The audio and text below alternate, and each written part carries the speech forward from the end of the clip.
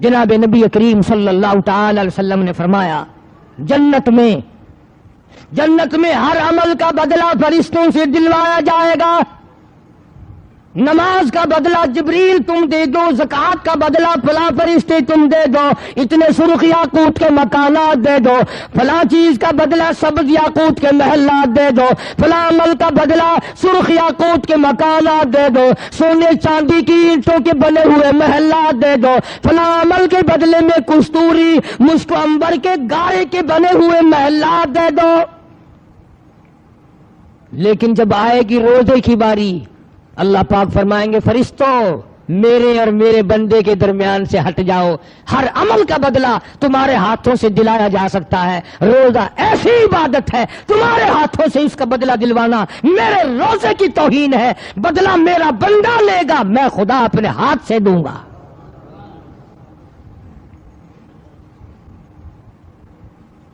جزا میں اپنے ہاتھوں سے دوں گا. روزے کا بدلہ سرخ یاقوت کے محلات نہیں، سبز یاقوت کے محلات نہیں، سونے چاندی کی اینٹیں نہیں، مشک و عنبر زعفران کے گارے کے بنے ہوئے محلات نہیں، دودھ اور شہد کی نہریں نہیں.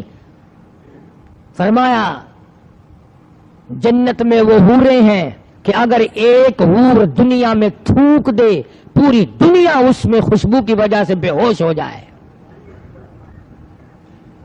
حدیث پاک میں آتا ہے، ارشاد ہے محمد عربی صلی اللہ علیہ وسلم کا کہ اگر کسی حور کی جوتی کا تسمہ ایک سوئی کے ناکے میں سے دنیا میں نظر آ جائے تو پوری دنیا بے ہوش ہو جائے. اللہ پاک فرماتے ہیں میرے بندے کا جو روزہ ہے لاکھوں حوریں روزے کا بدلہ نہیں ہو سکتی، روزے کا بدلہ تو میں اپنے ہاتھ سے دوں گا. اور توجہ فرمانا، آگے فرمایا میرے بندے روزے کا بدلہ نہ جنت ہے، نہ نہر ہے، نہ حوریں ہیں، نہ غلمان ہے، نہ بہشت ہے، نہ فردوس ہے، کچھ بھی نہیں. میرے بندے تو نے روزہ میرے لیے رکھا، روزے کی جزا، روزے کی بدلہ، روزے کا بدلہ میری ذات موجود ہے. میں تیرا خدا ہوں، تو میرا بندہ ہے. آجا جو اپنے خدا سے مانگتا وہ مانگ لے. فرمایا پورا جنت بھی روزے کا بدلہ نہیں. کیوں؟ کہ گرمی کے موسم میں منہ میں پانی لیے بیٹھا ہے، گلے کو گھونٹ رکھا ہے، قطرہ نیچے نہ چلا جائے. اللہ فرماتے ہیں کوئی نہیں دیکھ رہا تھا، میں دیکھ رہا تھا. میں دیکھ رہا تھا میرا بندہ میری وجہ سے کتنا احتیاط کر رہا ہے. جو اتنی خفیہ عبادت ہو، جو اتنی مخفی عبادت ہو، جو اس قدر اللہ تبارک و تعالیٰ کو راضی کرنے والی عبادت ہو، پھر اس کی جزا اور اس کا بدلہ بھی بہت اہم ہونا چاہیے. اسی لیے خداوند کریم نے فرمایا کہ میں قیامت کے دن میں استقبالیہ دوں گا. سبحان اللہ، ساری دنیا پریشان ہوگی، تباہ ہو رہی ہوگی، پسینوں میں غرق اور ڈوبی ہوئی ہوگی، لیکن روزہ رکھنے والوں کو میں خدا استقبالیہ عرش کے سائے میں دسترخوان بچھا کر ان کو مہمانی دے رہا ہوں گا. کوئی معمولی بات نہیں ہے. بھوکا پیاسا مارنا مقصود نہیں ہے خدا کی ذات کا، بلکہ تیرے درجات بڑھانا مقصود ہے. اس لیے مکر کرنا ٹھیک نہیں، بہانے روزے کھانا ٹھیک نہیں. اجی بال کھیر پیندا کھڑے، بال دودھ پیتا ہے، بال دودھ پیتا ہے پھر کیا کرے؟ اگر روزہ رکھنے سے بال مرتا ہے تو مر جائے، اور مرے گا نہیں انشاءاللہ. ہم نے آج تک نہیں سنا کہ کسی عورت کی گود میں بچہ تھا اور اس عورت نے روزہ رکھا لہذا بچہ اس کا مر گیا یا وہ عورت مر گئی. بالکل نہیں. یا آپ قسم کھا کر مسجد میں بیٹھے بتا دیں کہ فلاں سڑک پہ ہم جا رہے تھے، ایک آدمی مرا پڑا تھا اور لوگ یہ کہہ رہے تھے کہ اس نے روزہ رکھا تھا اس لیے مر گیا. روزہ رکھ کر کے نہیں مرتا، کوئی نہیں مرا روزے کی وجہ سے. ہزاروں ایکسیڈنٹوں میں لوگ روزانہ مر رہے ہیں، حادثوں میں لوگ روزانہ مر رہے ہیں، بیماریوں کے بہانے میں آپریشن روموں میں لوگوں کے جنازے اٹھ رہے ہیں، لیکن روزے کی وجہ سے کوئی نہیں مرتا. اس لیے ہر مرد عورت کو قدردانی کے ساتھ روزہ رکھنا چاہیے، ورنہ پچھتاؤ گے، مار کھاؤ گے. فرمایا وَإِذَا سَأَلَكَ عِبَادِي عَنِّي فَإِنِّي قَرِيبٌ، میرا بندہ پوچھتا ہے تو میں تو اپنے بندے کے بالکل قریب ہوں. بندہ کھاتا ہے پیتا ہے میں دیکھ رہا ہوتا ہوں, اس کے دل میں جو ارادے پیدا ہوتے ہیں میں وہ بھی دیکھ رہا ہوتا ہوں, وہ اس کی جو زبان سے بات نکلتی ہے میں خدا وہ بھی سنتا ہوں. حاصل گفتگو کا یہ ہے کہ رمضان المبارک تو برکت ہی برکت کا مہینہ ہے, رحمت ہی رحمت کا مہینہ ہے, سکون ہی سکون کا مہینہ ہے. صحابہ کرام اس مہینے کے لیے اس قدر رویا کرتے تھے جب یہ گزر جاتا تھا, اے کاش شاید پھر رمضان کا مہینہ آئے گا یا نہیں آئے گا. جناب عائشہ صدیقہ رضی اللہ تعالیٰ عنہا فرماتی ہیں کہ حضور کریم صلی اللہ تعالی علیہ وسلم اتنی عظمت فرماتے رمضان کی کہ ہر وقت چکنا رہتے, ہوشیار رہتے اور رنگ پیلا پڑا رہتا. ایسا معلوم ہوتا چہرے سے جیسے کوئی فکر سوار ہے, اور جب بھی پوچھا کالی کملی والے کیا بات ہے, فرمایا رمضان کا مہینہ آ گیا. کچھ لوگ روزہ رکھتے ہیں تو نماز ضائع کر دیتے ہیں. سجی آنکھ بنوائی تو کھبی پھوڑ دی, کھبی ٹھیک کرائی تو سجی کو ایسی تیسی پھیر دی. نماز اپنی جگہ فرض ہے, روزہ اپنی جگہ فرض ہے. مت غلطی کرو, رمضان میں روزہ رکھ کر صبح کی نماز اکثر عورتیں اکثر مرد ضائع کر دیتے ہیں. اتنا بڑا گناہ ملے گا جیسا کہ ہزاروں نمازیں قضا کر دی ہو, لاکھوں نمازیں قضا کر دی ہو. بالکل پیٹنٹ ہو کر کے نماز ادا کرو, قرآن شریف کی تلاوت کرو. جبریل امین ہر رمضان میں آ کر اللہ کے نبی حضرت محمد الرسول اللہ صلی اللہ تعالی علیہ وسلم کے ساتھ آ کے دور کرتا تھا ہر رمضان میں جبریل, یعنی حضور کو اپنا قرآن سناتے تھے جبریل اور حضور صلی اللہ علیہ وسلم سے سنا کرتے تھے, کبھی کوئی لفظ رہ نہ جائے. جو قرآن جبریل نے پڑھا ہو, جو قرآن اللہ کے پاک کی زبان نے ادا فرمایا ہو, جس قرآن کو مدنی کریم صلی اللہ علیہ وسلم نے ساری عمر پڑھا ہو, جس قرآن کو 1,29,000 صحابہ کرام نے پڑھا ہو, جس قرآن کو کتبوں ابدالوں اور غوثوں نے پڑھا ہو, جس قرآن کی تلاوت رات دن اماموں نے کی ہو, جس قرآن کی تلاوت رات دن اوتاروں نے کی ہو, وہ کلام کتنا پاکیزہ ہوگا, وہ کلام کتنا شان والا ہوگا, وہ کلام کتنا عظمتوں والا ہوگا. صحابہ کرام نے انہی چیزوں پہ اپنی جان قربان کر دی. ایک ایک نبی کے حکم کو پورا کرنے کے لیے جان کی بازی لگانی پڑی تو پرواہ نہ کی. اور وہ تو ایسے لوگ تھے کہ ساری رات ایک صحابی نے عبادت کی. یہ بھی سن لو, کوئی روزہ رکھنے والا تراویح پڑھنے والا فخر نہ کرے. صحابی ہے حضور نبی کریم صلی اللہ علیہ وسلم کا, ساری رات عبادت کرتا ہے, صبح اٹھ کر کے دعا مانگتا ہے, الہی میرا منہ اس قابل تو نہیں کہ جنت مانگو, اتنا عرض کرتا ہوں دوزخ کے عذاب سے بچا لے. صحابی کہتا ہے کہ میرا منہ اس قابل تو نہیں کہ جنت مانگو, اتنی گزارش کرتا ہوں کہ دوزخ کے عذاب سے مجھے بچا لینا. ایک صحابی ہے مدنی کریم صلی اللہ علیہ وسلم کا, ساری رات کروٹیں بدلتا ہے, نیند نہیں آتی. صبح ہوئی بیٹی نے پوچھ لیا ابا جان نیند نہیں آئی, کیا کوئی تکلیف تھی؟ فرمایا لخت جگر تجھے کیا بتاؤں, جو آدمی قرآن کریم میں جہنم کے انگاروں کی خبر سن چکا ہو اسے نیند کیسے آئے؟ امام شافعی رحمت اللہ تعالی علیہ بہت بڑے عالم بزرگ امام گزرے ہیں. ان کی بیٹی, ان کی دھی اتنی نیک تھی, ساری رات مصلی پہ کھڑی ہو کر عبادت کرتی.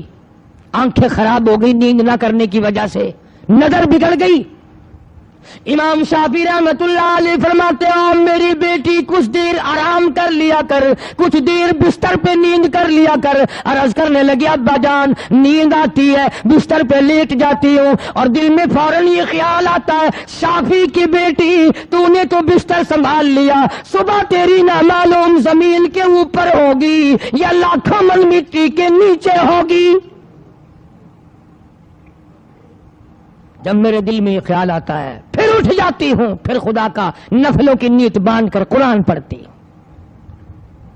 ایسی ایسی عورتیں آئی کہ انہوں نے مردوں کو بھی شرمندہ کر دیا.